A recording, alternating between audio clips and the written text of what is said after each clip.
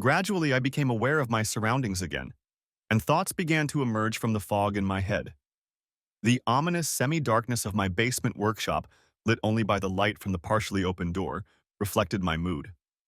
One of my rackets that I had been working on earlier was still clamped in a vise on the workbench.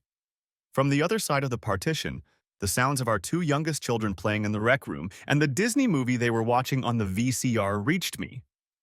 Leaning back in my old worn chair, I glanced at the clock on the wall. I'd been sitting there for over half an hour, my thoughts spinning in circles. I didn't move.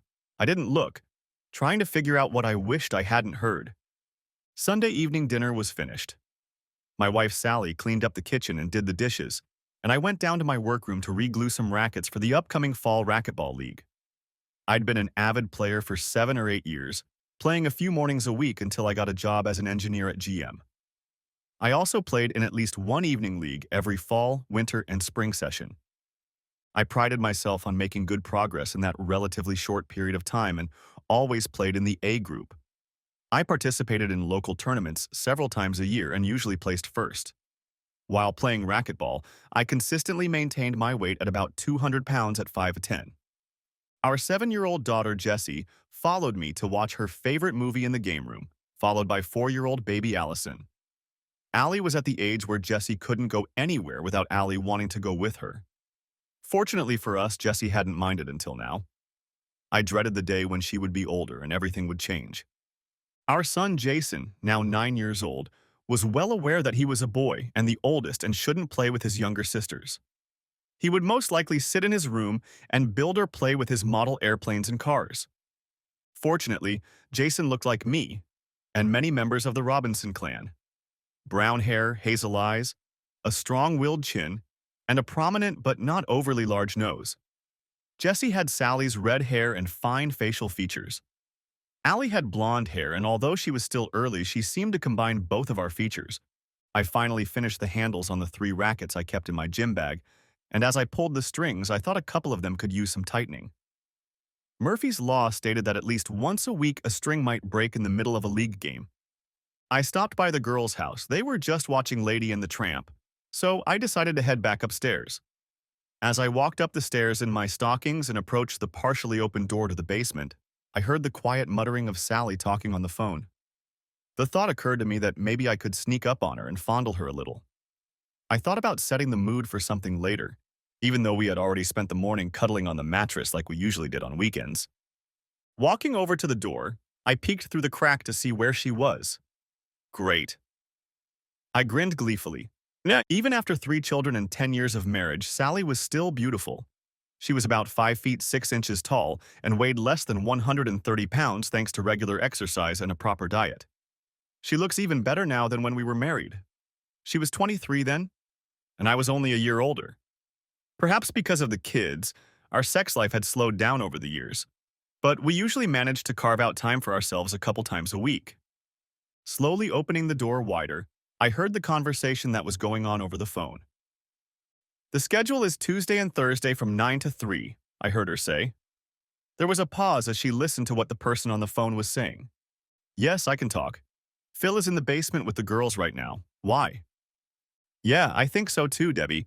I've been thinking about it a lot lately. This coming weekend? I don't think we have anything planned. I can probably make it." "Ah, now I know." She was talking to her friend and boss, Debbie Bradshaw. Apparently, they were making arrangements for another weekend shopping trip that happens 3 or 4 times a year. I slowly pushed the door open and started to step out to make a quick lunge toward the prize that was beckoning me, as I suddenly stopped, puzzled by a strange sound. Sally was giggling. What the hell was that? Then she giggled again, listening to Debbie's words. What surprised me was that I couldn't recall Sally ever giggling like that since our honeymoon. Then she lowered her voice and I could make out, "Sure would like to try that thing again before the wart comes off." Suddenly that remark reminded me of a conversation in a bar a couple months ago. I started to feel dizzy. I sank down on the basement step and slowly slammed the door behind me. Sally kept laughing and practically whispering into the phone. I could only make out the occasional words. "Last time, I was on edge. I know. Yeah, both of you? Tell him I'll see him. I can't wait." I stood in the darkness of the stairwell as she began to wind down the conversation. I suddenly didn't want her to be aware of my presence, so I turned, walked silently down the stairs, and staggered into my workshop. I collapsed into a chair, reflecting on the conversation I remembered. It happened last spring, after one of the last Wednesday night games in our racquetball league. Afterward, we went to a bar for a couple beers, which we did about once a month. After an hour or so, it was just me, John Harrison, and Craig Davis. John and Craig were best friends and had joined the Oak Park Y just a couple years before. John liked beer, and Craig only liked soft drinks. I learned over time that he was an alcoholic and had quit drinking a few years ago. From what I heard, the only problem with his alcoholism was that he couldn't recover after a couple of beers, which apparently really annoyed his wife. But he still liked the atmosphere in the bar and joined the crowd every chance he got. Both were married, John had 2 children and Craig had 1. As usual, after discussing the matches, the jokes and conversation turned to women. After a dozen times spent at the bar with these two, I realized they weren't going to fool around. And on several occasions, they took an unusual interest in my marriage and my life, to the point of making me uncomfortable. In at least one instance, I left after 1 beer to avoid the subject. That night, Craig was bullying John about his wife, Mary. She was insisting that he have surgery of a very personal nature.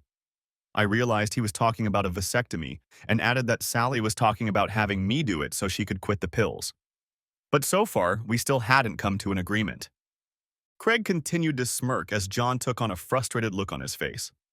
"Oh no, she wants him to remove the wart," Craig said, laughing almost heartily. Looking puzzled, I said, "I guess I'm lost. What are you talking about?" John blushed a little, but explained that he had a common wart right here. I laughed this time. I had seen him in the shower, but not close enough to notice the wart.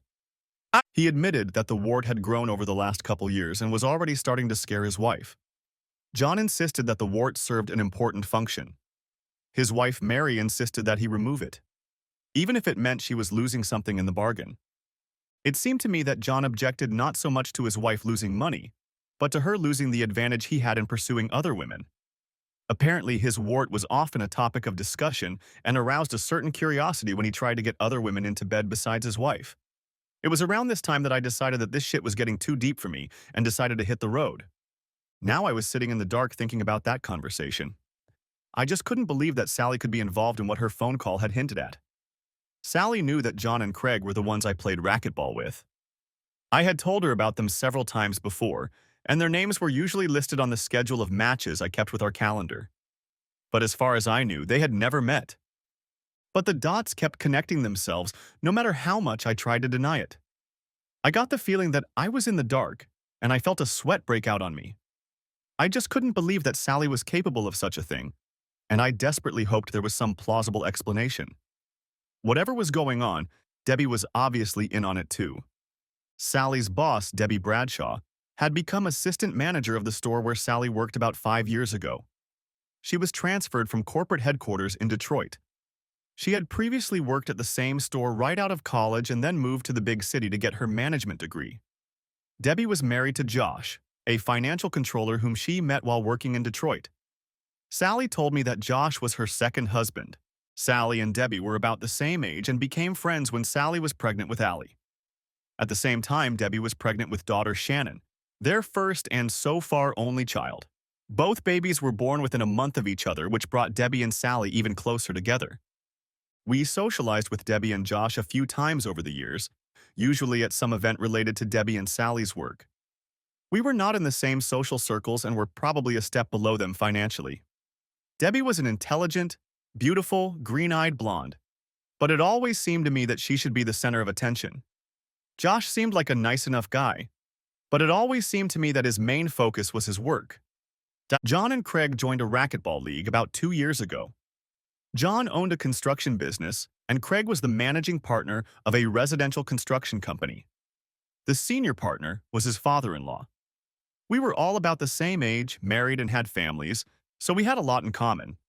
But oddly enough, we only socialized while playing racquetball or when we stopped in for a couple beers after the game. Our families never met. As is often the case when you start socializing with new people, it turns out that you have mutual friends and acquaintances. One day, when I mentioned the store where Sally worked, John said he had an acquaintance who also worked there. It turned out to be Debbie Bradshaw. Debbie graduated from the same high school as John and Craig, but a year later than them. According to him, they see each other a couple times a year. The shopping trips started about 2 years ago when our youngest, Allie, was going through the terrible 2 years. For a few months, Sally was especially bad with Allie. Jessie went to daycare, so she was home half the day too. Trying to take care of 3 kids, a house, and a job a couple days a week was knocking her out. I wasn't much help at the time, as I was working extra hours each week on a project assigned to me. It got to the point that one night when everyone had already gone to bed, she collapsed on the couch and started sobbing with frustration and exhaustion. I picked her up in my arms and just held her until she finally calmed down. After telling me about the situation, she complained that if she could just get a break from it once in a while, she would feel better. I was so frustrated that I couldn't be around as often as I should, that I offered her full responsibility for the kids on her next day off if she wanted some time off. She tearfully thanked me and said she would think about it. A couple weeks later, Sally said she had talked to Debbie about needing to take her mind off the kids. Debbie suggested that they go shopping together and visit some expensive malls in the suburbs of Detroit. Debbie was sure her husband wouldn't mind. Although I was reluctant to let her go to an expensive mall with a credit card, I agreed. So, on my next free weekend, Sally and Debbie set off on Saturday morning for Detroit. On the way, they stopped for breakfast and then stopped at one of the malls. After lunch, they checked into a motel, had dinner, and went to a movie. Before leaving, I insisted that she call me right after checking in and give me the phone number and room number where she was staying, which she did. The next day, they checked out of the hotel, had lunch, went to another mall, and got home around 5 o'clock in the evening. Sally was so grateful for the trip that she hugged and kissed me as soon as she walked in the door and talked at length about the stores and restaurants. She didn't go on a crazy shopping spree, but bought a few nice things for herself and the kids. I was happy for her, plus the kids were very nice to me, so I didn't complain. That was over 2 years ago. After that weekend, shopping trips somehow became a regular occurrence on their own. Every 3 or 4 months, the two of them would leave on Saturday morning and return late Sunday night. I didn't mind that much. I liked having time alone with the kids, and it seemed to please Sally. I tried to remember if anything had changed since these trips started. I remembered that the second time she came back, her state of mind was very different than it had been after the first trip. For some reason, she seemed moody, sad, and maybe a little nervous. Sad. I told her about it on Sunday night and asked her what was wrong. She replied that it was nothing, but that she had gotten her period, and I knew she sometimes had blue discharge. The more I thought about it, the more I realized that after that first time, we never made love the night she came back, or for a few days after that. But we always did it a few days before she left. And when the trips continued, in the week leading up to one of them, Sally was always on the rebound, almost in an elevated mood. I hadn't thought about it before, but now I wondered. About this time, I heard Sally calling to me from the top of the stairs. "Phil, it's time for the girls to go swimming. Can you send them upstairs?" I just sat there trying to gather my thoughts. Phil, can you hear me?" I got up from my chair, walked to the foot of the stairs, and called out to her sourly, "Yes, I can hear you. I'm going to call you now." I entered the restroom and after some argument escorted the kids out. After they climbed the stairs, I wandered around the room, picking up and putting things away, mostly to kill time. I needed to gather my thoughts and keep the emotions raging inside of me from manifesting. Finally, I couldn't put it off any longer and went back upstairs. Sally was looking through a cookbook in the kitchen when I walked in the door. She threw her head back, looked me in the eye, smiled, and said, "Is something wrong, honey? Did you get the impression?"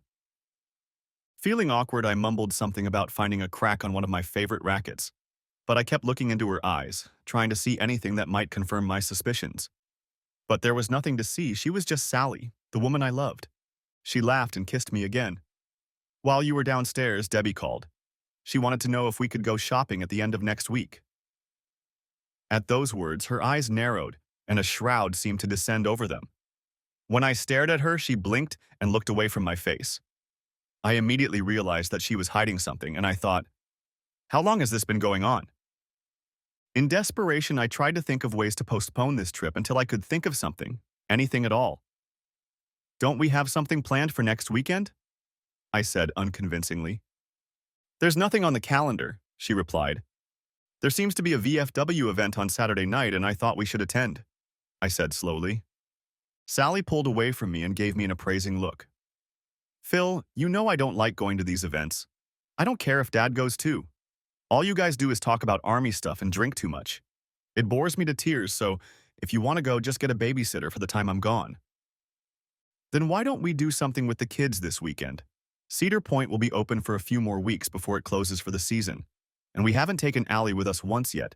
She's old enough to like it, I said, grasping at straws. Sally frowned and her face reddened, as it does on the rare occasions when she gets really angry. We just took the kids to Mackinac Island over Labor Day weekend. That was only a couple weeks ago. What's gotten into you, Phil? You've never objected to me shopping before? A little annoyed, I said with a stone face. Never mind, I just thought we could do something together. You and Debbie are having a good time. I'm going to go upstairs and make sure the kids go to bed. I turned and headed up the stairs toward the bedrooms. Halfway up, I looked back and saw Sally looking at me strangely. For the rest of the evening, I managed to avoid serious conversation with her. Like most work nights, I got into bed before Sally and tried to sleep. After a while, I heard her enter the house and head into the bathroom to change into her pajamas. She slid into bed and snuggled up against my back. She wrapped her arms around me and whispered, "Phil, Phil?" I continued to breathe shallowly and regularly and pretended to be asleep. Eventually, she gave up and crawled away from me. I realized from her breathing that she had finally fallen asleep. I rolled over onto my back and stared at the ceiling, trying to sort out my thoughts. I went back in time, reflecting on my life and how I had gotten to this point. I grew up less than 20 miles from where we lived now. A normal middle-class family, mom, dad, me, and my older sister. The most interesting thing about my childhood was my best friend Jason, or Jace as everyone called him. His family lived at one end of the block and we lived at the other. We met around 4th grade and have been inseparable ever since. If he wasn't at our house, I was at his. Not a week went by that one of us didn't spend at least one night at the other's house. He was Mr. Personality, always joking, always laughing, rarely taking anything seriously, and always making friends wherever he went. I, on the other hand, was more quiet and thoughtful. We complemented each other. As we grew up, we played sports together, started paying attention to girls together, and dated often. Although neither of us had a serious relationship with one girl, we both managed to lose our virginity in the last few months before graduation. As students, we both weren't outstanding, but I usually had better grades than Jace. One thing I discovered in high school that I enjoyed was drafting. By the time I was a senior in high school, I had taken all of my drafting courses and was seriously considering becoming an engineer. After high school, I decided to go to a local junior college that had an engineering technology program. It was relatively inexpensive and close enough to live at home and commute to work. Jace didn't know what he wanted to do, but he enrolled in general education courses. The biggest advantage was that we got a deferment from the military draft. At the end of freshman year, I made a big mistake. On Saturday night, Jace and I were at a college party, and I got pulled over on the way home. I failed a breathalyzer test and spent the night in the county jail. The next morning, my dad and mom bailed me out and were furious. After all was said and done, I spent all my savings on fines, court costs, and lost my driver's license for a year. For the rest of the semester, I rode my moped around the neighborhood giving Jace rides. Eventually, I decided, screw it. Not having a driver's license gave me no incentive to go to school the next year. I decided to roll the dice and enlist in the Army. I figured that with my drafting training, I could get a job as an engineer and avoid Vietnam. At least that's what the recruiter told me. Of course, he lied. When I told Jace about my plans, he immediately decided to join me. The recruiter said we could enlist as buddies and be guaranteed to train together. So we hit the road. Basic training was difficult but tolerable. Midway through training, we went through a battery of aptitude tests to determine what kind of work we were suited for. The Army, in its infinite wisdom, decided that we would best serve the Green Machine as fire control specialists. The job was to operate what the Army called an FDC computer, but it was actually an advanced calculator that calculated distances, azimuths, and the number of explosive charges for an artillery shell. So, after basic service, we were sent to Fort Sill to learn a new trade. Sill was not a very pleasant place, but being with Jace, we were able to have some fun. But that was nothing compared to the next reward we received. A couple of weeks before graduation, orders came to go to Vietnam. After 15 days of vacation, visiting family, drinking beer with old buddies, and chasing after a couple of our old girlfriends, we took the long flight to I Corps, Republic of Vietnam. After some deliberation with the personnel officers, we both managed to get assigned to Battery A, 2nd Battalion, 11th Artillery Brigade. It was November 1969, and Nixon had already begun to reduce troop levels as the strategy of handing the war to the South Vietnamese was gaining momentum. What a joke that was. For the first 5 or 6 months, we were hardly in combat. We flew a lot of sorties from I Corps fire support bases, but only participated in raids a couple times. Up to that point, the highlight of our tour was a vacation in Bangkok, Thailand. After 15 days spent in the company of whores and booze, Jace and I returned to our unit exhausted, hoping to get some rest. The news that our unit had been attached to the 3rd Brigade of the 101st Airborne Corps during our absence was not particularly exciting. But a couple days later, when our battery was airlifted to a deserted hill in the middle of the deepest, darkest bush I'd ever seen since arriving in Vietnam, I got a bad feeling. 4 months later, I came home on a stretcher. Jace came home in a body bag. I was very depressed, both physically and mentally, because of the trauma I had experienced. I spent a few weeks in the hospital and a couple of months in a rehab center. I also spent some time with a psychiatrist trying to make sense of everything that had happened. After I was declared almost fit for duty, I was sent back to Fort Sill to the training brigade as an assistant instructor. I didn't want to socialize with anyone, so I enrolled in courses at a local college and spent my off-duty hours immersed in writing assignments. After serving there for a year, I applied for early release so I could go back to school. As Vietnam was ending, the Army was increasing in numbers. I applied and was accepted into an engineering training program at the university closest to home. The Army approved my request and I was released 5 months early, having served 2 years and 7 months. I moved back in with my mom and dad and applied for veterans benefits. Living at home, my needs were small. I had most of my money set aside while still serving in Vietnam, and my education benefits and income from my part-time job covered all my expenses. In retrospect, I was a typical, or perhaps stereotypical, shocked and confused Vietnam veteran. Society's reaction to the war and its participants, as well as my injuries and what I saw and did, turned me into a bitter, introverted recluse. I let my hair down and grew a beard. Most of the time I wore a hooded sweatshirt or an old worn army field jacket. Jeans and worn sneakers completed my ensemble. I walked to school, work, and home. I know my mom, dad, and my sister Terry were worried about me, but I just didn't feel socially active anymore. I still saw a therapist about once a month, but it didn't help me much. About once a week, I would visit Jace's parents and we would talk about him and the good times we had together. They seemed to enjoy it, and it was the least I could do for them. And that one afternoon, I was sitting in the study hall of the International Center on campus. A few days a week, I had a couple hours between classes, and I usually spent that time studying or reading. As I tried to ignore the noise of the crowd around me, a voice broke my concentration.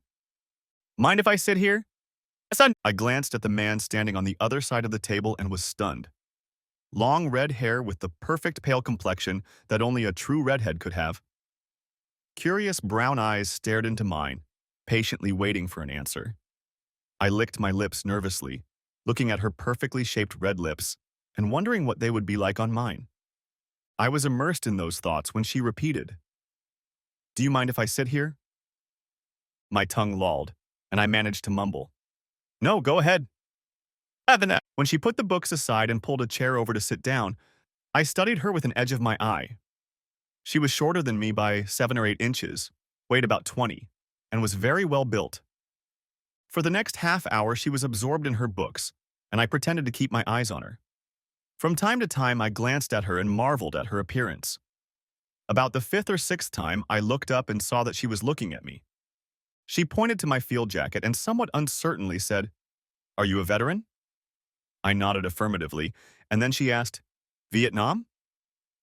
I flinched when she said that, as the answer was often not a nice one, but I just said, "Yes," and left it at that. A few minutes later, she said cheerfully, "My dad is a veteran. He served in the Korean War. He was a Marine. I relaxed a little and thought that maybe it wasn't so bad. Then she said, he was even wounded. She said it like it was nothing. Civilians, I thought with disgust, but I just nodded and explained to her that I had been in the army for almost 3 years, but avoided mentioning Vietnam. We started chatting and chatting until she said she had to get to class. She gathered her books, said goodbye, and walked out the door. I was sorry to see her go. She was the first woman I really talked to after coming home. A couple days later, I was sitting in almost the same spot when I heard a familiar voice say, "Hi, do you mind if I sit here?" This time, I responded a little more coherently than the first time. I tried to immerse myself in the book, but she started talking to me like we were best friends. After a while, she paused and, blushing slightly, said, "Did I just realize that I'm babbling away and I don't even know your name?" A little embarrassed, I held out my hand and said, "It's Phil Robinson." She laughed and replied, "Sally Baxter, nice to meet you." It turned out that we both had big breaks between classes every Monday, Wednesday, and Friday. Over the next few weeks, we met during almost every break. I heard almost her entire life story about her mom, dad, older sisters, friends, career, and college plans.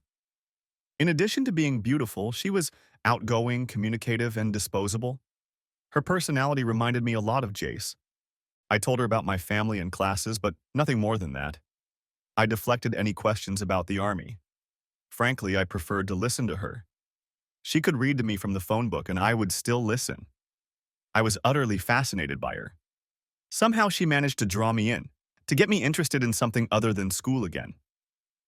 After the second visit, I started shaving in the morning for the first time in weeks.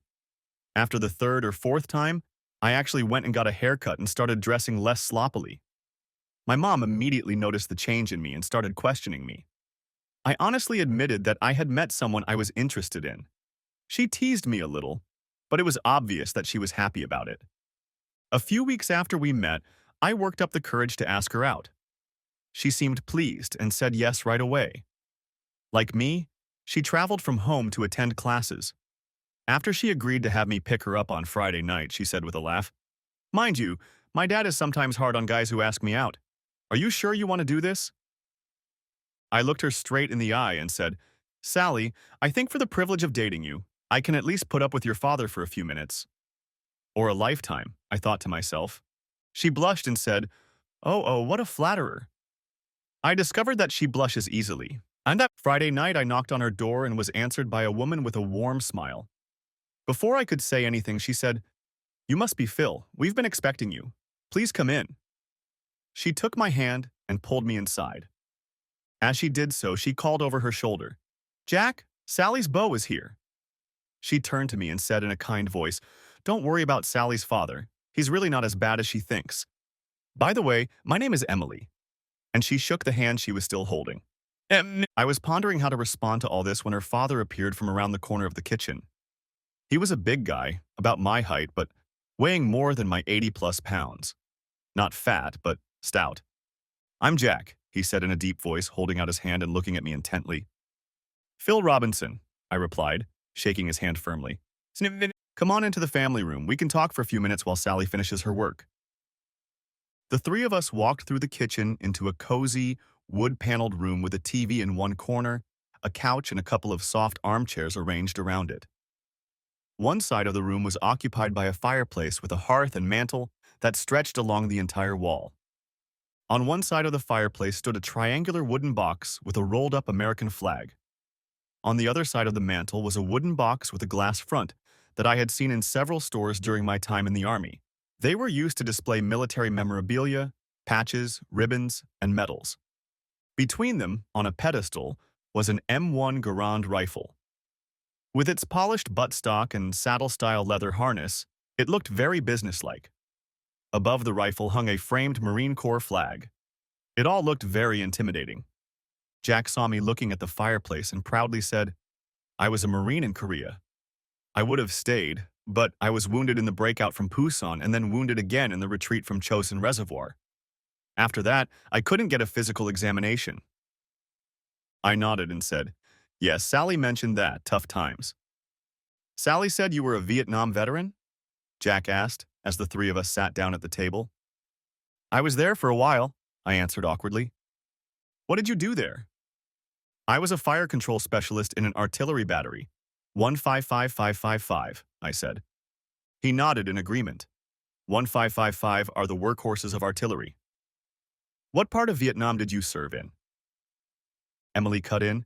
You'll have to forgive Jack. He's a military history buff. He's up to date on everything related to the war. Of course I understand. Our battery is all that was in my corps. Nah. Jack looked at me like he couldn't figure out if I was a real soldier like him or some bastard from the rear echelon. But Marines never thought much of soldiers. I Corps, huh? This was Marine country. Said that. Well, by the time I got there, the Marines were mostly gone. Jack snorted. Yeah, Vietnamization. Great term for take this country. It's yours. Jack, it's not over, Emily said. It's over except for the screaming. Just wait and see, he insisted, looking at her. I breathed a sigh of relief as Sally walked in at that moment. It was obvious that this conversation could go on forever, and the last thing I wanted to do was talk about Vietnam. We talked for a few more minutes about school and what we were going to do that evening, and then we said goodbye and left. That night we went out to dinner and a movie. I can't say I remember much about it as I was completely absorbed in our conversation. In the movie theater, we held hands and sat close, almost touching each other's heads. After the movie, neither of us wanted to end the night, so we stopped by the bar for a drink. I ended up walking her to the door a few minutes before she told her parents she was coming home. I stood in an awkward pose, really wanting to touch her, to kiss her, but at the same time afraid of ruining the evening, when she snatched the idea out of my hands. She reached up, wrapped her arms around my neck and almost touching my nose, looked into my eyes and whispered, "Thank you, Phil, for a wonderful evening." Time stopped as I stared into her deep brown eyes. I swear I could see into her soul. Everything she was and everything she could become was completely open to me. In that moment, I realized I had fallen in love with her. I put my hands on her waist and kissed her gently. From that day on, at least a couple times a week we would cuddle like this. She put her arms around my neck. I held her tightly against me, and we looked into each other's eyes, hiding nothing. Nay. Reluctantly, she pulled away from me and went into the house. The next day, I called her, and we talked on the phone for an hour. We set up another date for the middle of the week, and just like that, we became exclusive. A few weeks later, when I told her I had gotten a motel room for the following Saturday, she blushed, as she often did, but then just smiled and nodded. The evening went as well as I had ever dreamed it would. There were a few awkward moments when she saw the scars that Vietnam had left on me, but I assured her that the doctors had repaired everything, and I felt fine. I said quietly in her ear, "Sally, I love you. You probably don't want to hear this, but I can't help it." Sally pulled back her face and looked at me. Tears glistened in her eyes and her lips curved in a smile. "I love you too, Phil. I never knew it could be like this. I want to lie like this forever." I laughed in relief and kissed the tip of her nose. "I don't know about that, but I sure know I want to do it again, and again, and again." This time she laughed, and then moaned as I, still hard, entered her. "God, Phil, everything you want, everything." For the first time since losing Jace, I felt at peace with the world. That life was getting better. That I had a future with the man I loved and who loved me back. By the time we left the motel in the early morning, tired, we knew we wanted to be together for the rest of our lives. That night we talked about everything.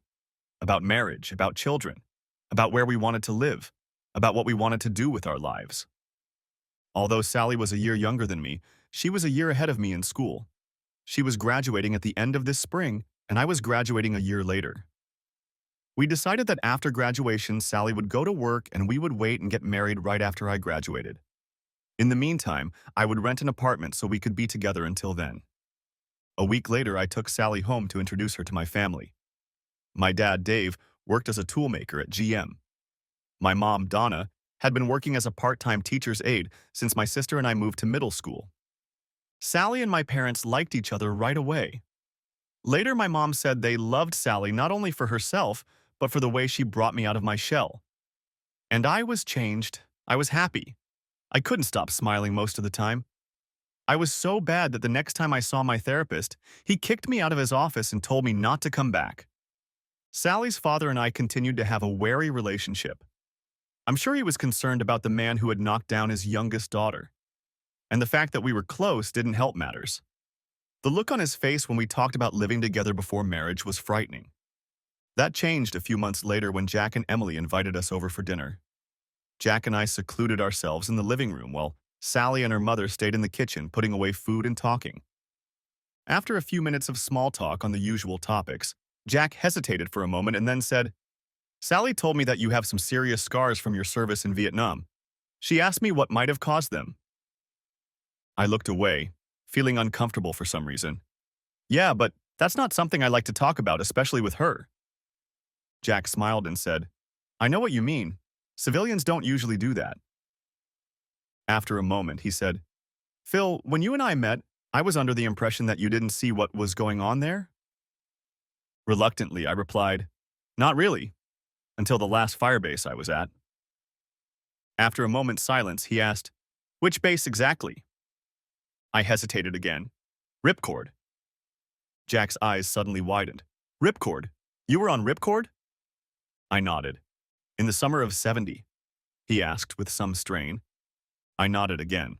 I was somewhat surprised he'd even heard of Ripcord. The Army had done its best to minimize any news of that battle because of the high number of casualties we had suffered. This was not difficult to do since President Nixon was touring Cambodia at the time. At this point, Sally and her mom came back into the room, and we started talking about school and Sally's upcoming graduation. Jack and I never talked about it again, but from that moment on, Jack treated me like the son he never had. After that, things started to happen very quickly. Sally graduated from high school with honors. She got a well-paying job as an assistant buyer at a nearby store. She spent as much time with me as she could in my apartment. But her mom and dad decided she should move in with me permanently. I graduated on time and got a job at General Motors as a draftsman before I even got my degree. 2 months later, we were married. Since we were both working, we were able to afford a small house on a large enough lot to add on to if the need arose. A year later, our son Jason was born. Named after my best friend, he was a miracle. 2 years later, we had Jesse. By then we thought it was over. But after some hesitation, we gave birth to Allison 3 years after Jesse. The birth of our son was special, but it was the girls who wrapped their little fingers around me. Sally cut back part-time and moved into retail when Jason was born. She wanted to work at least part-time between having children and eventually go back to full-time when all the kids went to school.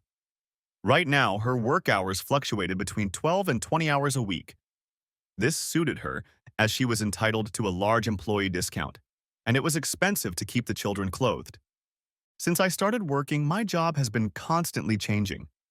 At first, I was translating part designs into programs to create numerical control ribbons for computer-aided manufacturing. By the time Allie was born, we were watching the first computer-aided design systems begin to be developed, and the company selected me to be part of the team to be trained on the very first implementation. Life was good.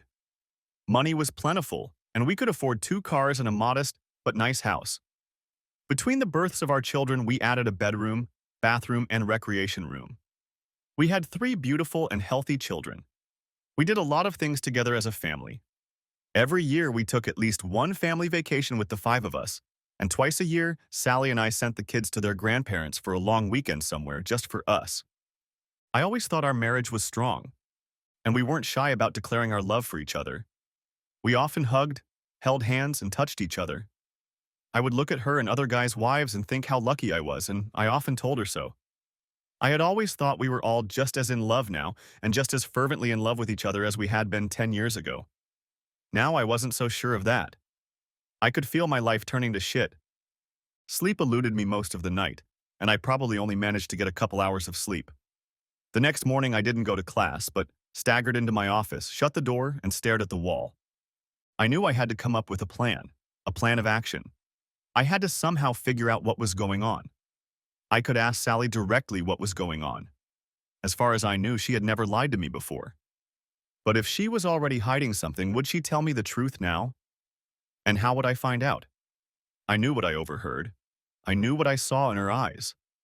I started doodling in my notebook and making notes on what to do next. What steps to take to figure out what was going on. But when it came to figuring out what to do if things went to the worst-case scenario, I was lost. I loved Sally, I loved my children. The thought of being without them scared the hell out of me. But even scarier was the thought that maybe Sally didn't really love me. For the next few days, I was like a zombie at work and at home. I couldn't think about anything else. Sally didn't even notice it until Jay said something about my dad acting inappropriately. I just chalked it up to the fact that I had a work project on my mind.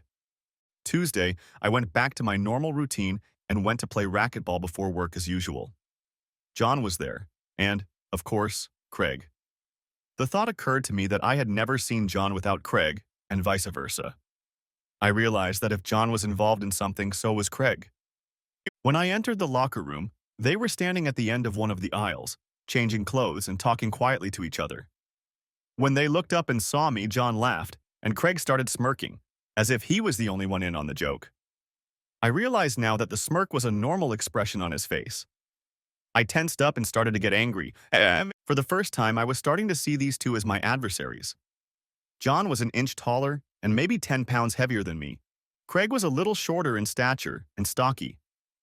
I usually beat them at racquetball, mostly because I'd been doing it longer and was in better shape. I controlled myself, and the six of us played a few games of pickup. John and Craig were cordial, and we exchanged a couple small talk, then cleaned up and headed to work. On Wednesday, I decided to check in to see where John and Craig had been on Saturday. I called John at home from work and talked to his wife. I told her that I was one of the members of his racquetball league and was calling to see if John would be able to play on Saturday. She replied that as far as she knew, he was leaving for a business conference in Detroit in the afternoon and would be back on Sunday. My heart raced when I heard this. On a hunch, I called Craig's house and got the same answer from his wife. Slowly hanging up the phone, I sat down and stared out the window. It was true. It had to be true. The four of them were sleeping together down there. But the question remained, how far did it go? No matter, it was too far. I was furious. A voice rang in my head, do something. Friday night after work, I stopped by my mom and dad's house. Dad had retired last year and they were planning to spend the winter in Florida. In the meantime, they were spending a lot of time renovating the house, getting it ready to sell in case they found something they liked there. They also liked to take their grandchildren with them every chance they got. I said I needed to talk to them, and we sat at the kitchen table with iced tea while I tried to figure out how to tell them. Finally, I sighed and said, I don't know how to say it, so I'll just say it. I think Sally is cheating on me. As soon as I said that, tears streamed down my face and I practically sobbed. It was the first time I had ever said the unthinkable out loud. Mom and Dad recoiled in shock. No, this can't be happening. Not Sally. Sally wouldn't do that to you. She couldn't do that to you, Mom whispered. Son, what makes you think that? Dad said quietly. And I recounted everything I had overheard and what I had learned. Mom sat and cried quietly, shaking her head. Dad reached out and pulled her to him and hugged her tightly. What do you want from us, Phil? Dad asked. I need to know for sure. I need to be where they'll be tomorrow night. I know it's a lot to ask, but could you pick up the kids tomorrow and keep them until Sunday? I pleaded. Dad nodded. Sure, Phil. But I pray to God that this all turns out to be a misunderstanding. I nodded. Yeah, me too. But it's hard to see how it could be. Shaking my head, I got up and left. When I got home, Sally, bouncing in place, was finishing dinner. When I walked into the kitchen, she turned, put her arms around my neck and kissed me. The kids are in the break room. Dinner will be ready in about 20 minutes, she said cheerfully. I could tell her thoughts were already preoccupied with the weekend. She was practically flying, like she was on speed or something. While I was pondering this, it occurred to me that we hadn't eaten anything since the previous Saturday. We'd missed our usual midweek meeting, probably because I'd been in a terrible mood all week and had taken sleeping pills a couple times to get through the night. But Sally didn't bring it up either. I wondered how she would feel about the idea. I hesitantly said, Honey, I just realized that we haven't made love since last weekend. And you won't be home this weekend. How about you put the kids to bed early and take some time to yourself tonight? Sally took her hands off my neck and stepped back a little. I saw the veil fall back over her eyes and her smile became forced. Phil, I'd love to, but I got my period a little early today, she said hesitantly. I replied inexpressively, Oh, sure, I understand. She raised her hand, stroked my cheek, and said seriously, As soon as your period is over, I'll explain everything to you, I swear. Okay? All I could do was not pull out of her embrace. Yeah, then it's a date, I mumbled. She hugged me back and happily went back to making dinner. I turned and slowly walked up the stairs to change. While Sally had been on the pill, her period had come regularly, like clockwork. That was clear to me now. She was saving herself for tomorrow's date. If I didn't know what to do before, I did now. The anger was getting stronger and the voice saying do something was getting louder. Going through the whole dinner without showing all my emotions was not easy. The kids were chattering away as usual and Sally didn't notice anything. Could this be the last time we'd have dinner as a family? I turned away as the thought brought tears to my eyes. The next day we stuck to our usual Saturday routine. After breakfast, the older children cleaned their rooms. Allie pretended to help. When they were done, they were able to watch cartoons. I fiddled around in the garage until it was time for Sally to leave, and then I went back into the house. Sally was just coming down the stairs with her suitcase and yelling at the kids to behave while she was gone. Allie was standing right behind her and yelling, "Buy me something, Mommy. Buy me something." Sally stopped at the foot of the stairs, dropped her suitcase, picked Allie up in her arms, hugged her, and kissed her. "I will, sweetie. Be a good girl for Daddy." Sally handed Allie to me, kissed her, and said, "I have to go. I have to pick Debbie up in 20 minutes. I nodded. "Don't forget to call me as soon as you get to the hotel." "Which one?" She laughed and said, "I always do that. It's the Red Roof Inn in Rochester Hills. Bye." And she walked out the door. I stood on the porch holding Allie in my arms and watched her drive away without looking back. As soon as she was out of sight, I slowly walked into the house and yelled to Jace and Jesse. I had at least 2 hours before Sally would call to let me know she had gotten there safely. More than enough time to do what I had to do. The two of them walked down the stairs, chatting and asking me what I wanted. I told them we were going to Grandma and Grandpa's for the night, so they needed to pack a bag with pajamas, a change of clothes, and their favorite toys. After a bit of nagging and no answers to the inevitable questions, I made them turn around and go back to their rooms. I helped Allie gather her things and led everyone out of the house and into the car. Mom and Dad were waiting at the door when we pulled up. I unloaded all my stuff and walked into the house. As I headed for the exit, Dad threw me a concerned look. "Good luck, Phil. I hope you're wrong." I sighed. "I know, Dad, me too. Thanks for doing this. I'll call you in the morning." I headed home through the airport. I stopped at Avis and switched cars. I didn't want my car to be recognized where I was headed. And then a couple hours later, I was still sitting in the kitchen looking at the clock. The events of the week were running through my head with repetitive slowness. When the phone finally rang after 1 o'clock in the morning, I stared at it stupidly. But then I came to my senses and picked it up. "Is that you, Phil?" I heard Sally's voice say. "Yeah, it's me." "You didn't even say hello. Is everything okay?" "Everything's fine, just fine. Is everything okay with you?" I said with a dose of sarcasm. "I don't know what you mean by all set, but we made it." We stopped for lunch on the way. We're staying in room 168, number 555-645-0168. We made small talk for a few minutes, and then she said, "Debbie is waving at me. I have to go. We are spending the afternoon at the Meadowbrook Village Shopping Center. I'll see you tomorrow." And the phone clicked as she hung up without waiting for me to say goodbye. I thought, she didn't even say she loved you. And this morning when she left, she didn't say it either. I dialed the number of the Red Roof Inn I'd found earlier and asked for a reservation. I asked if Sally Robinson had checked in. I was told that she was, and that I would be connected to her room. I said no, that would not be necessary. I would meet her later. I hung up and dialed the number again. This time I asked if John Harrison was registered. I was answered that yes, but he hadn't registered yet. I said I would call back later and hung up. I sat there staring at the phone, trying to suppress the anger that threatened to turn into murderous rage. It was a frightening feeling that I hadn't experienced in years. I stood up, walked slowly into the workshop, and unlocked the gun cabinet door. I stood looking at the old double-barreled 16-gauge shotgun, the 36-inch Winchester Model 73 rifle, and the handle of an old machine gun left over from my childhood. My dad gave me his old rifle when he and my mom were getting ready to move before he retired last year. I bought a Winchester back in high school.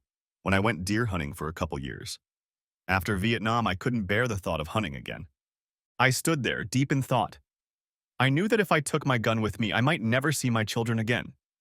Bending over, I opened the bottom drawer and pulled out an old, battered shoebox lying in the corner. I carried the box upstairs and tossed it on the kitchen table. I rummaged through the pile of stuff until I found what I was looking for. I pulled the K-bar C knife I'd bought in Bangkok out of its sheath and felt the point. It was still sharp. Most of the hilt was stained a dark, rusty color. I shoved it back in, bent over, pulled up my pant leg, strapped the knife to my calf, and covered it up. I gathered a few things I might need. Driving gloves, a water bottle, a couple candy bars. It was already 2 o'clock when I got behind the wheel of the car to start the 90-mile drive to Rochester Hills. I pulled into the parking lot of the Red Roof Inn and drove slowly along the building until I stopped at room 168. I didn't see Sally's car, so I parked a couple rows away from the room, turned the car off, and waited. I didn't feel like it, but I kept thinking and reminiscing about Sally and the kids. It was already 5 o'clock when a new red pickup I recognized pulled into the parking lot right in front of Sally's room. John and Craig got out of the car. They looked quite happy, laughing and talking. They pulled a couple of suitcases and a refrigerator out of the trunk and went into the next room. After about 45 minutes, they came out and got back in the truck. I followed them for a few miles until they turned into the parking lot of a bar called Tupper's Pub. I stopped outside and watched them go inside. I then slowly drove around the parking lot and almost immediately spotted Sally's car. I parked on the street so I could see both the front door and John's red pickup.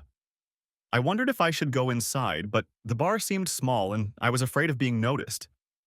I sat and listened to old country-style music and an endless string of She Made Me Wrong songs. It suited my mood. It was already 9 o'clock when the four of them finally left the bar. They were laughing and joking and holding hands. Instead of trying to follow them, I decided to outrun them and head back to the hotel. At this time of day, I didn't think they were going anywhere else. Plus, by parking where I was, I could easily get on the road before them.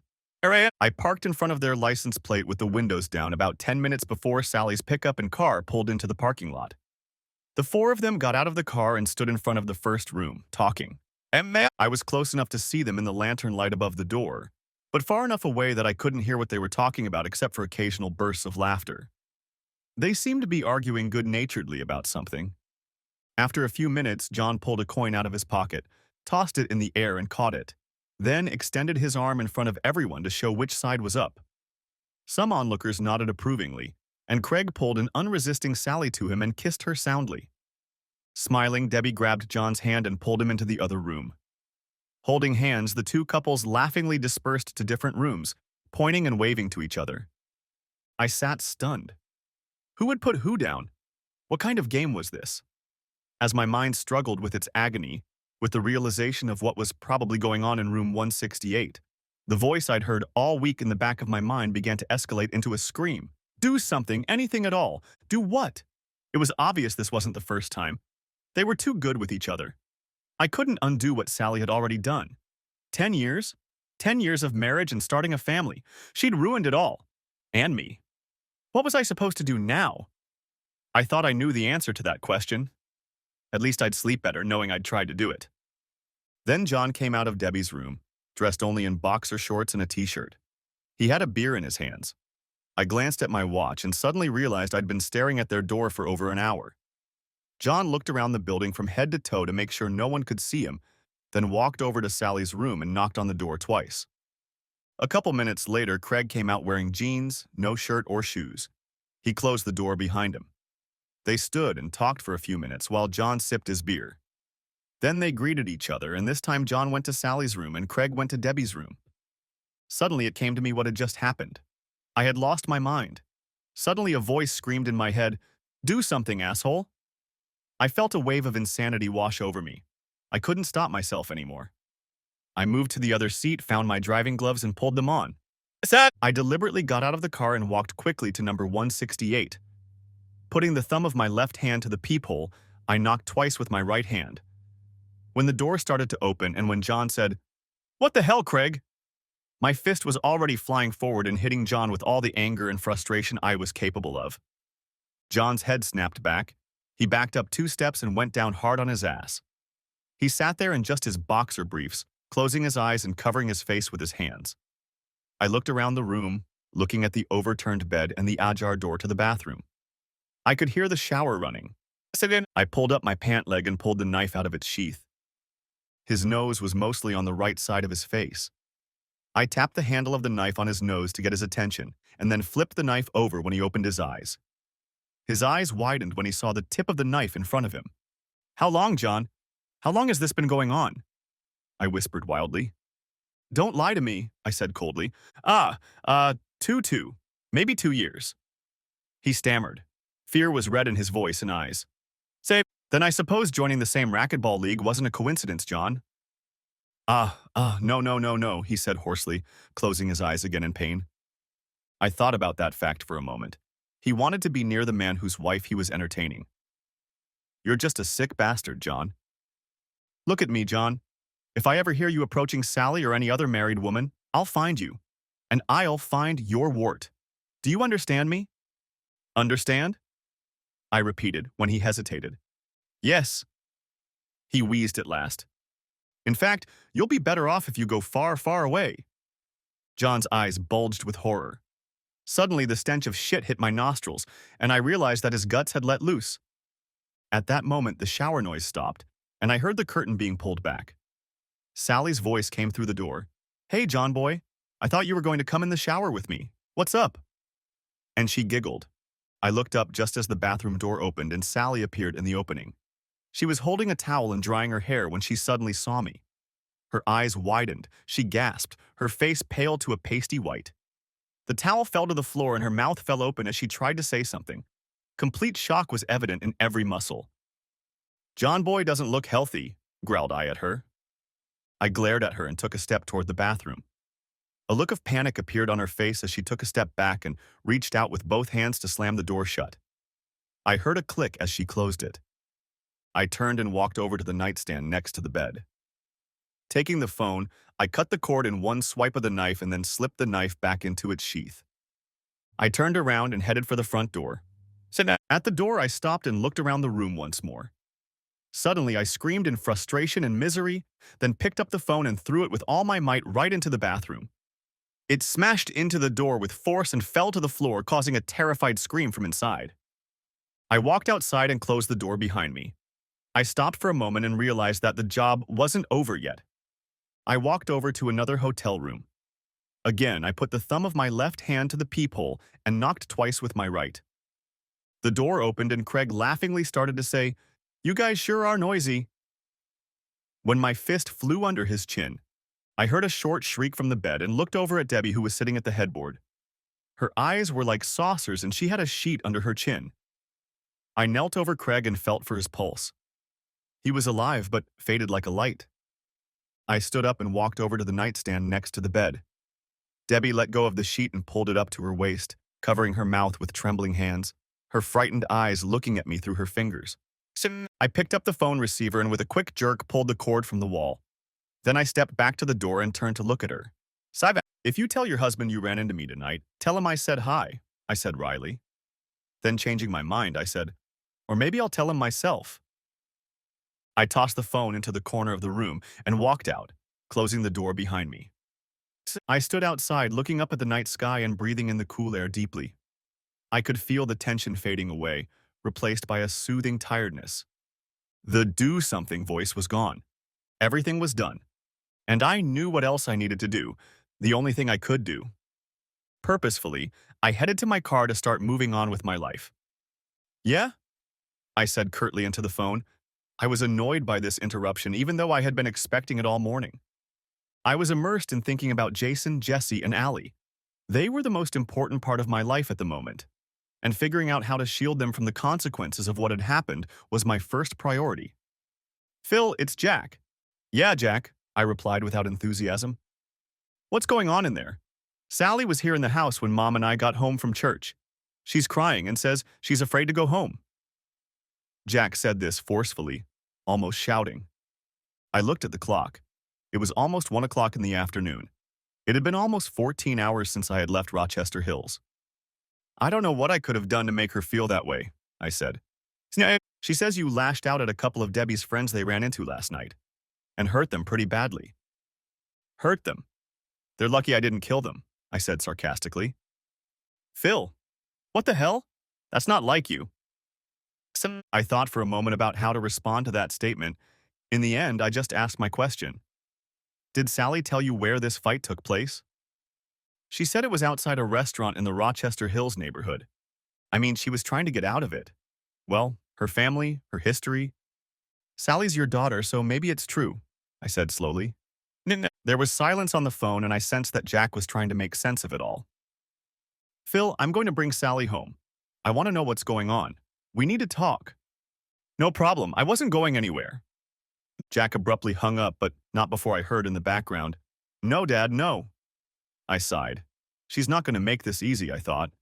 I was sitting at the kitchen table, looking at old photos and mementos that were in my shoebox, and finishing my second beer when they pulled up. Now, Jack walked into the kitchen, followed by Sally, who tugged on his arm. Please, Dad, let us work this out. Phil and I need some alone time. I looked at Sally carefully.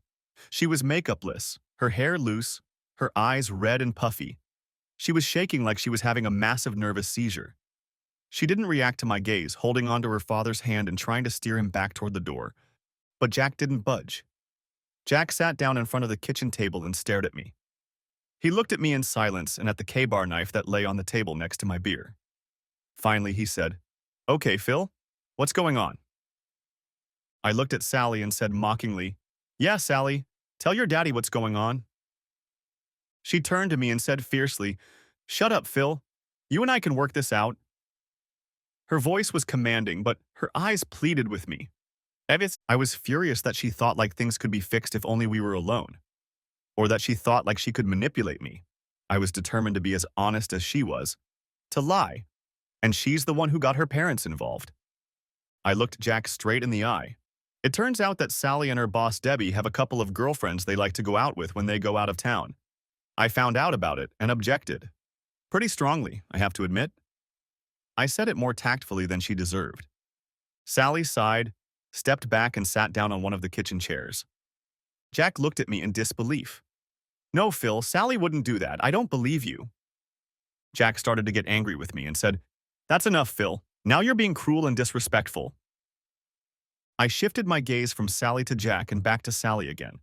I could feel the anger overcoming my feelings of hurt and sadness. Cruel and disrespectful, you say? Not even close, Jack. I'll tell you, cruel and disrespectful. You should have seen what I saw last night in her hotel room. Another man's footprints. I said it in a voice devoid of emotion. Jack turned quickly and looked at Sally. From the frightened look on Sally's face, it was obvious that I was telling the truth. Suddenly, Jack collapsed into his chair as if his spine could no longer support him. Jack's expression crumpled. He covered his face with his hands and whispered, Oh God. Sally turned pale. Her eyes began to water. Please, Dad, don't tell Mom. We can work this out, Phil, can't we? Please, Phil, please, she begged. I sat in silence, rearranging old photos, going through souvenirs from an old shoebox, thinking back to a time when I was in incredible pain. After a few minutes, Jack straightened up and wiped his eyes. He looked at me expressionlessly. What are you going to do, Phil? He asked, watching the tears continue to flow down Sally's face. I sat and thought about this question for a few minutes. Finally, I said slowly, I never told either of you about Vietnam or Ripcord. I sighed. Hell, I never told anyone about Ripcord. Not even my therapist. I waved my hand at the pile of stuff on the table. Isn't it ironic, Jack, that your generation puts your war memorabilia on display for all to see and admire, while my generation puts our reminders in a shoebox and hides them in the bottom drawer? Why is that so? I asked rhetorically. I held out a faded photo of two tanned, barefoot, skinny young guys in baggy jungle uniforms with badges around their necks. They grinned at the camera like Vietnam was a Boy Scout camping trip. Had I ever been that young? I certainly felt old now. I tossed the picture on the table between Jack and Sally and started talking like I was lecturing strangers. Jace and I were dropped off at Ripcord in May 1971. It was another base in a string of bases our battery was assigned to. We airlifted howitzers, set them up, conducted firing operations for a month or two to support the warriors making their way through the jungle, and then moved on to another base. We were in Vietnam for 6 months, and we had another 6 months before we had to come home. But this time it was different. We were stationed on a desert ridge surrounded by the thickest and most forbidding jungle we had ever seen, overlooking the A Shao Valley near the Laos border. The valley was a bad place for the US military. There had been several bloody battles here in previous years with many casualties. The Ripcord Fire Support Base was intended to support 4 battalions of the 101st Airborne, which were fighting in the mountains on either side of Ai Shao, trying to prevent the North Vietnamese army from penetrating the coast from the Ho Chi Minh Trail. It was a joke. The firebase consisted of our 5-gun battery, 1 5-gun battery, a mortar platoon, and a company of support infantry to guard the perimeter. We had 2 helipads and several ash and debris removal units, probably no more than 400 men at any one time. Virtually the entire firebase was underground, in bunkers, trenches, and tunnels. We learned later, near the end of the battle, that we were surrounded by about 12,000 North Vietnamese regular army soldiers. I looked sadly at Jack. Doesn't that remind you of anything, Jack? Like your Marines at Chosin Reservoir? Jack nodded slowly and looked off into the distance as if remembering another time and another place. And I paused for a few minutes, gathering my thoughts and memories. The first 6 weeks or so weren't so bad, at least for us. But for those of us who were dropped off in combat formation on the peaks around us, it was pure hell. We were almost constantly on missions to support them. Helicopters came and went from dawn to dusk, but we only rarely came under sniper or machine gun fire. But the helicopters coming in for landing were coming under increasingly intense anti-aircraft fire. On July 1st, everything changed. Just after 7 a.m., we came under mortar fire for the first time. During the first week, the NVA fired an average of 20 to 30 shells a day at us from 60 and 80 millimeter mortars. Then they started firing large caliber mortars of 120 millimeters, large caliber guns that had never before been brought outside the demilitarized zone. Now, the bad thing was that because of the wind blowing across the valley and the noise of the helicopters and retreating artillery, more often than not the advancing artillery could not be heard. That first week I was caught off guard running from the mess hall to the fire control bunker when a mortar blast knocked me off my feet. I jumped to my feet and made it to the FDC bunker in the least amount of time. As I slumped against the wall trying to catch my breath, Jace looked up from his desk and said nonchalantly, "Damn, Phil, you're bleeding." Of course, in my hurry to get where I was going, I'd left the bunker without my body armor. I never made that mistake again. The shrapnel hit me under my right shoulder blade. When I got to the infirmary, the surgeon took one look at me and decided to evacuate me to Camp Evans, our supply base, to have the shrapnel removed. An hour later, I was on my way. The shrapnel was removed with no problem, but they decided I had a concussion and left me for a couple days for observation. By the time I got back to Ripcord, anyone who appeared from above had a more than equal chance of getting a shrapnel wound. Days went by and the shelling got heavier and heavier. Not only mortars, but grenade launchers and recoilless guns. Toward the end, we were receiving 70 to 80 shells a day. We began to suffer more and more losses. Our guns were in constant combat. The muzzles of our howitzers were pointed almost straight up, for we were firing at such close targets. The batteries used up their main charge in 3 or 4 hours. Heavy Chinook supply helicopters would arrive with pallets of ammunition suspended from slings and fire 51 caliber NVA all the way. They would detach without landing and take off with all the speed they were capable of. Then all who were not otherwise occupied would rush to the landing stage and begin pelting the batteries with shells and boxes of powder charges. During one of these operations, I received another half-dozen light shrapnel wounds. Between the constant shelling, doing the usual work, and bringing ammunition to the guns when there was nothing else to do, we were constantly exhausted. There were artillery planes, F-4 Phantom, and even B-52S constantly around us conducting airstrikes on the hills. Smoke from shelling hung over the firebase, and sometimes there were clouds of CS tear gas hanging in the air, which the NVA liked to throw at us. And after July 8th, when dinkies were first spotted in the wires, we were on alert almost every night. We all knew that an attempted perimeter assault by the NVA was only a matter of time. We were all on alert, waiting for it to happen. The shelling continued day after day, and we began to take serious casualties. Morale was plummeting, and the feeling that we had been abandoned here never left us. Before it was over, we had lost over 500 men killed and wounded. At least a dozen times I was assigned to carry body bags or stretchers to the helipad for evacuation. On July 18th, the worst thing that could happen happened. A Chinook airplane carrying a load of howitzer shells came under fire and crashed, right over a 115 battery and an ammunition supply point. The battery burst into flames like a Roman candle. Explosions and fires continued for several hours. All 6 guns were destroyed and several dozen men were wounded. We were all shocked. I looked at Jack, tears streaming down his face. When the Chinook went down, many of us rushed to the battery to try to help. Several of the wounded suffered burns when the aviation gas ignited. Jace and I reached down to lift one machine gunner and put him on a stretcher when the skin on his arm, which I was holding, came off in the palm of my hand. I shook my head. That and the smell of burning flesh I'll never forget, I whispered. Jack nodded at me with a grim expression, and Sally's face reflected horror. I took a deep breath and continued. We all knew this place wouldn't hold up, but the brass didn't see it. All they saw was an opportunity to hurt the enemy. After all, we had almost 4 NVA regiments gathered in one place, I said bitterly. A couple nights later, we were put on alert again.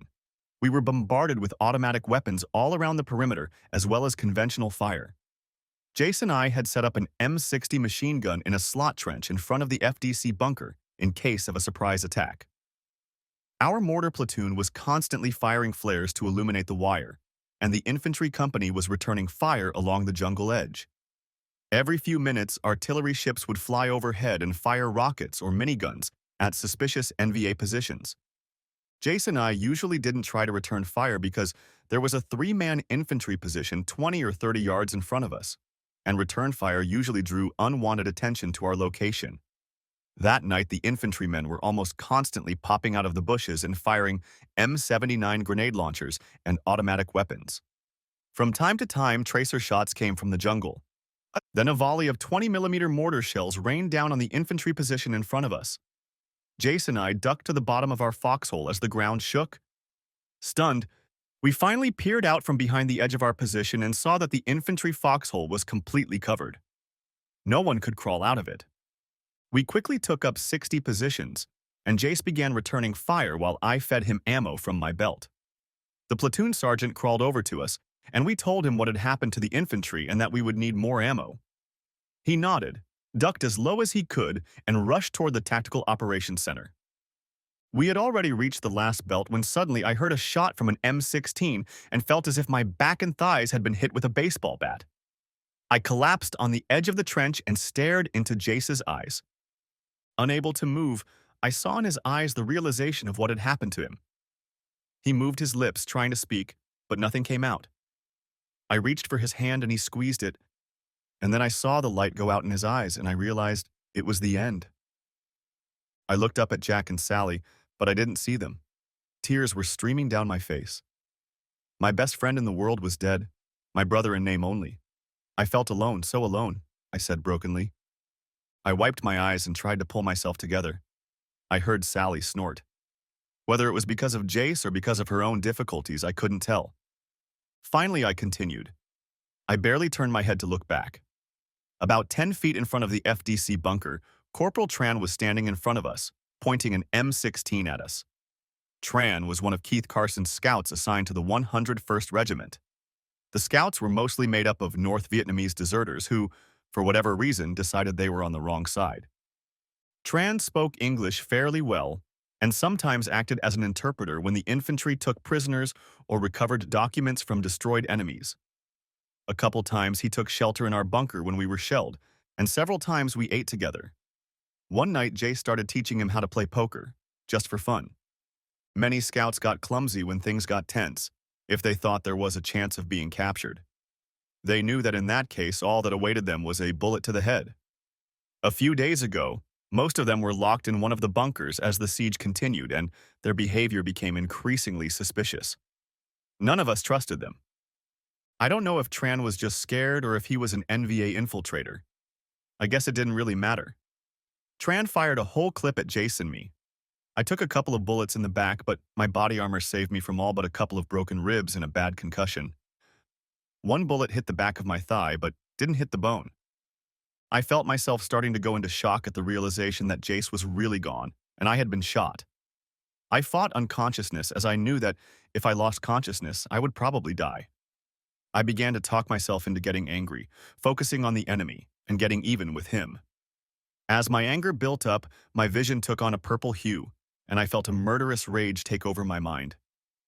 Noticing my movement, Tran tried to shoot at me again. Luckily, he had already emptied his clip.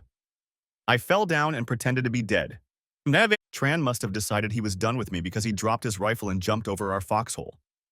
He started waving a flashlight and shouting in Vietnamese into the jungle on the other side of the wire. I went up on my knees to see what he was doing. A rocket-propelled grenade flew out of the bushes, nearly hitting him and me, leaving a distinctive corkscrew-shaped trail of smoke, and exploded behind us. He jumped to his feet, waving his flashlight around like a madman, almost foaming at the mouth.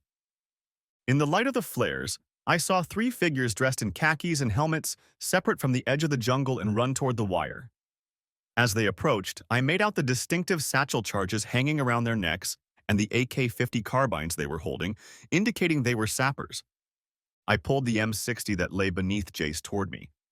I was barely on my feet, but I managed to pick it up and point it in their direction. I knew I had to stop them before they could punch a hole in the wire. I managed to fire 2 long bursts before the belt was empty. I don't know if I hit them, but the 3 sappers went down and Tran turned and stared at me in shock. He screamed at me, saliva flowing from his mouth, and he grabbed the machete hanging from his belt. Most scouts carried them with them to sneak through the jungle on patrol. I managed to put my foot on the edge of the trench and push off before Tran lunged at me. I dropped the M60 and managed to grab my knife from the sheath on my belt. We came face to face. Nearly losing consciousness, I ended up on his chest as he tried to push me away and reach for the machete. He didn't succeed. No, I don't know how long I sat like that, with the flickering light of flares, the noise of exploding mortars, tracer shells flying overhead, the rumble of howitzers, the smell of cordite and burning debris in my nostrils. I felt like I was lost in hell. Suddenly, Eric, my platoon sergeant, pulled me by one arm, and Lieutenant Dixon, our FDC officer, by the other. Dixon yelled at me to get back to the bunker, that the fast movers were coming to pour napalm on our perimeter and we were too close to the wire. I paused in my narrative, took a sip of beer, and ran the tip of my knife across the 3 purple heart medals lying on the table. Out of idleness, I arranged them in one sequence or another. Jack and Sally were silent, barely breathing. I could not look at either of them. At last I continued. It was about this time that I lost consciousness. I woke up in a medical bunker under an IV, with a battalion surgeon and one of the orderlies working on me. Doc told me that I would probably survive and that they would fly me out in helicopters as soon as dawn came. I ended up being flown out around noon, which was a miracle. Every helicopter that came in came under heavy fire. 2 had already been shot down. The helicopter I was flying was hit by several shells, including one that killed the crew commander. But that morning before I left, the decision was made to evacuate Ripcord. I found out later that they took everyone out on the 21st and then bombed the hell out of the place. I shrugged. It didn't matter to me anymore. 24 hours later, I was on a flight to a hospital in Japan. I spent a week there. Then I was transferred to Walter Reed for another month. While I was there, some colonel who had probably never heard of Ripcord went around handing out medals. This one was given to me for killing my enemies. I reached into the box, pulled out a piece of red, white, and blue silk with a silver star, and placed it on the table next to the purple hearts. It was identical to the one in the shadow box on Jack's mantelpiece. The doctors are treating me well, and I've been told that after a couple months of rehab, I'll be fine. I shook my head. But I wasn't fine, at least not mentally. I was having nightmares every night and waking up screaming. I couldn't get the sounds, the smells, the faces of the dead and wounded out of my head. I missed Jace's funeral, but I managed to go home on vacation before heading to Sill Base.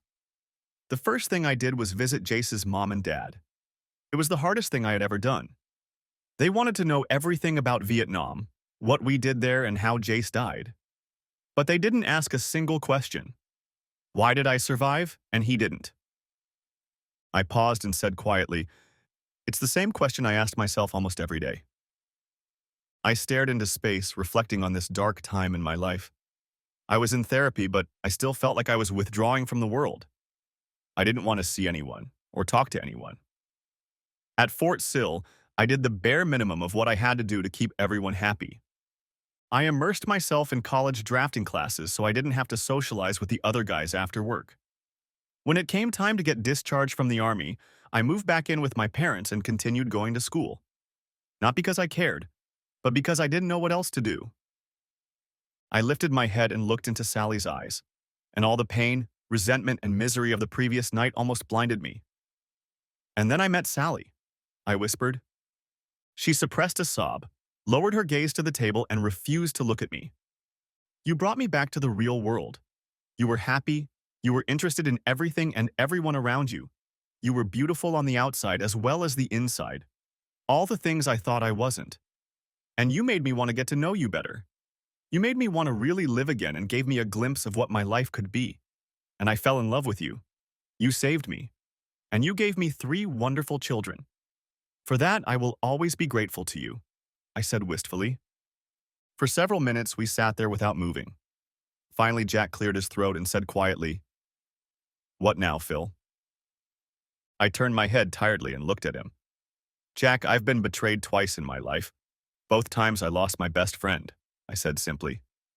Sally lowered her face into her hands and began to sob, whispering, "No, no, no." All 3 of us sat in silence, Sally sobbing, and Jack and I had tears in our eyes. Jack said quietly, "Are you sure, Phil? You want to throw it all away because of one mistake?" Sally raised her head, a flicker of desperate hope in her eyes. I knew my words would end our marriage, but I couldn't let a lie be told. I shook my head and looked at him. "The only mistake, Jack? It wasn't the only mistake. I found out last night that Sally had been cheating on me for almost 2 years. And it wasn't with just one man." Sally sighed, closed her eyes, shook her head in despair, and sank into her chair even paler than she had been before. I looked at her curiously. "John didn't tell you, Sally? That he confessed to everything?" I turned to Jack. "Does that answer your question?" I said. Jack slowly stood up and looked sadly at Sally. "You are my daughter and I should love you, but I have lost all respect for you. Your behavior—" Jack stopped, unable to find the words, and just shook his head. Sally reached out, wanting to touch him, but he pulled away. He turned to me and said firmly, "Phil, you don't deserve this. Do what you have to do, but please don't hurt her." I couldn't sit still. "No, Jack, I'm past that," I said sadly. "But if it makes you feel better, take this with you." I slipped the knife back into its sheath and held it out to him. Jack silently accepted it and turned toward the door. His shoulders were slumped, and he was undoubtedly contemplating how he should tell Emily. As soon as the door closed behind him, the phone rang, but neither of us even looked at it. We just sat there, not moving, not talking, and not looking at each other. Finally, the ringing stopped, and the silence became even more deafening. "Finally," I said, looking into space, "I expected the cops to come to you this morning, not your father." Sally flinched at this and, stammering, said, "Debbie and I convinced them to make up a story about being attacked outside the bar. We hoped that if they kept quiet, you wouldn't call their wives." I thought for a moment and realized I was free. Now there was no way they could change their story to be believed. For a second, I felt like a weight had been lifted off my shoulders, but then I remembered that everything around me was crumbling. I hummed and asked, "And where are they now?" Sally cleared her throat and fidgeted in her chair. "They're still in the hospital under observation. You hurt them badly. John has a broken nose, cheekbone, and ribs. Craig has a dislocated jaw, a couple broken teeth, and a concussion." I said bluntly, "Don't forget their balls, Sally." Sally looked at me with fear and trepidation in her eyes. "No, no, you did some serious damage to them." She hesitated for a moment. "I didn't realize you were so cruel, Phil. Did you have to do that?" I looked at her in bewilderment. "You're defending those bastards?" I said sarcastically. Before she could answer, the phone rang again. "You should answer it. It's probably for you," I said, and got up and went to the bathroom. I washed my face and looked at myself in the mirror. My eyes were red and puffy. I looked just like I felt, old and haggard, at least older than my years. It had been an almost sleepless night. I went back into the kitchen. Sally was just standing there, staring at the phone in her hand. Slowly, she hung up the phone and slumped down on one of the kitchen chairs. When I sat back down without looking at me, she asked, "Did you have to too? Did you have to tell Debbie's husband?" I shrugged and replied, "Why shouldn't I share his pain? He's already called John and Craig's wives, and he kicked Debbie out of the house. She'll have to hire a lawyer to see her own daughter." She started crying again and mumbled, "Shit, shit, shit." She looked up at me and with tears streaming down her face said, "And she fired me. She said it was all my fault." I laughed bitterly. "Oh, that's just wonderful. Tell me, Sally, who introduced you to John and Craig? It was Debbie, wasn't it?" In between fits of sniffling, Sally asked, How did you find out?" "You know, when I told Josh this morning what you and Debbie did last night, he didn't want to believe me.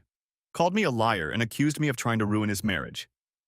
But as soon as I said John Harrison's name, he changed his mind. He turned pale as a ghost and started swearing like a sailor. Probably for the first time in his life, he was angry.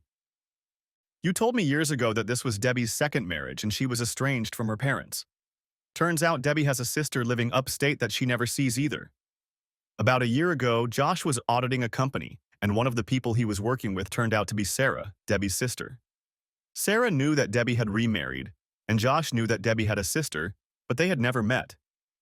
Anyway, they hit it off, and one night before he finished his audit, Sarah invited him to have dinner with her and Dave, her husband. She had a story to tell. It turned out that her husband Dave was Debbie's first husband. Dave and Debbie started dating in college. They dated for 2 years until Debbie graduated from college and then got married. On their wedding anniversary, Dave found out that Debbie was having an affair. He also found out that Debbie had cheated on him throughout their relationship. He kicked her out and filed for divorce. Debbie and her parents fought over this as well. Dave and Sarah started dating and eventually got married. They now have 2 children and seem very happy. Of course, Debbie never told Josh about all of this. And guess who Debbie had an affair with during her first marriage? Surprise! It was John Harrison. I stopped and Sally just stared at me in shock. Oh yeah. And when I mentioned John's name, Josh started putting the pieces together and realized that Debbie had been doing the same thing to him that you did to me throughout their marriage. No wonder he threw her out on the street. And I, like Josh, am wondering how long you've been abusing me, I stated firmly. Sally cried again and said, "My God, Phil, it was only John and Craig, and only during our shopping trips. Please believe me. I never ever even thought about anyone else until Debbie brought it up before our first shopping trip." She sat twirling her handkerchief in her fingers, alternately crying and begging. "Please, Phil. I don't know how I got where I am now. It was like I woke up from a dream, or maybe a nightmare, when I opened the bathroom door and saw you standing there." I didn't say anything, just looked at her grimly. Encouraged, she began to speak quickly, almost babbling. I knew Debbie liked to play before we even started shopping. She talked about it like it was the greatest pleasure she'd ever had in her marriage. But I didn't expect her to connect with anyone during our trip. I was totally surprised when John showed up at the restaurant and Debbie introduced him to me. She explained that she had known John since high school and that he just happened to be in the neighborhood. I suspected that wasn't true, but I didn't say anything. She paused, bit her lip and looked away. John was on top of his game that night. Flirted, danced with both of us, paid me a lot of compliments. I had a couple more drinks than usual, and when his hands went a little slack on the dance floor, I pretended not to notice. Later, when we got back to the hotel, Debbie went with John. He had booked the room next to ours. I realized that Debbie had set the whole thing up. The hotel we stayed in was old, with thin walls. I could hear them doing it all night. I guess that explains why you were in such a state when you got home that Sunday, doesn't it? I said with disgust. Sally hung her head and nodded. She wiped her eyes and continued. The next morning, John was gone. We had breakfast and Debbie told me in detail about their night together. She raved about him all the way home. Over the next few months, Debbie and I had lunch together at work a couple times a week, as usual. She often mentioned John and how good she felt with him. It was then that I first heard about his wart.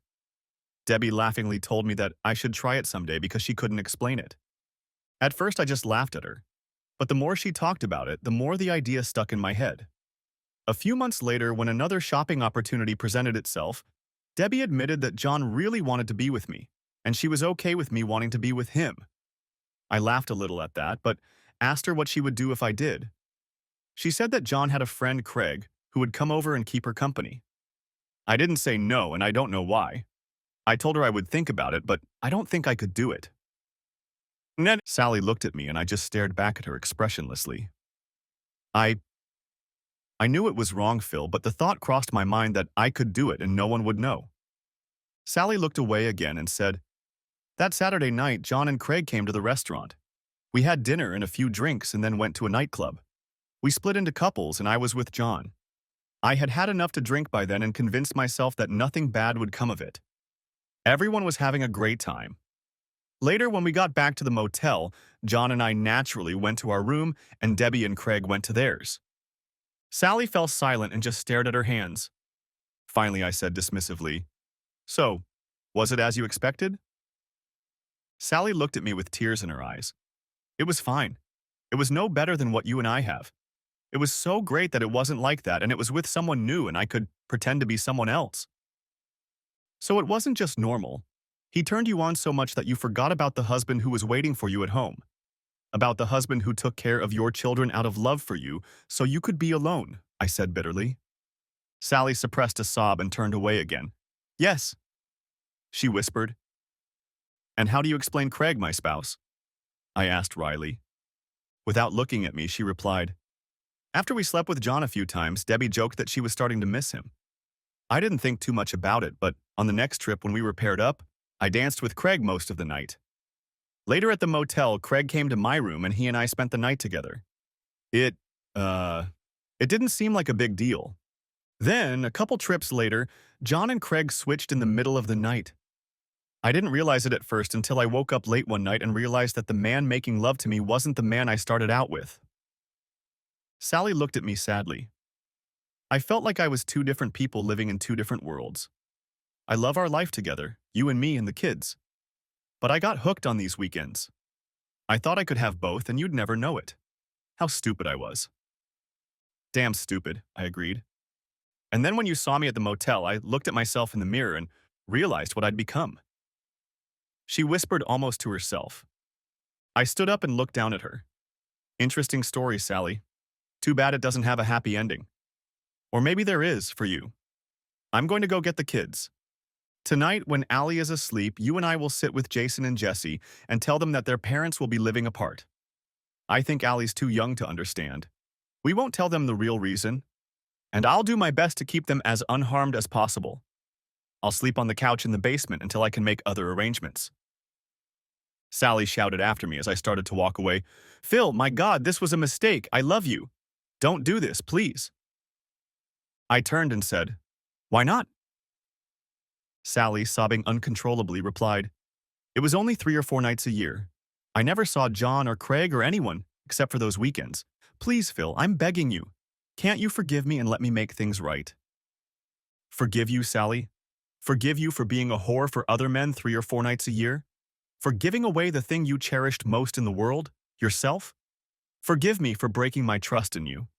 Forgive me for destroying my belief that you and I belong to each other and no one else," I said sadly. "And how would you fix that? Could you go back in time and start over? Can you not have fun with John this time? And not have fun with Craig? After all, that's what it takes to make things right," I said tiredly.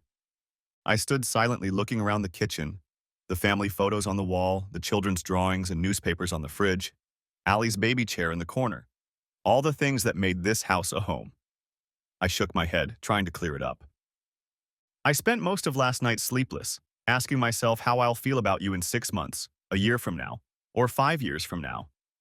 I'm sure I'll be able to forgive you someday, but what I won't be able to do is forget.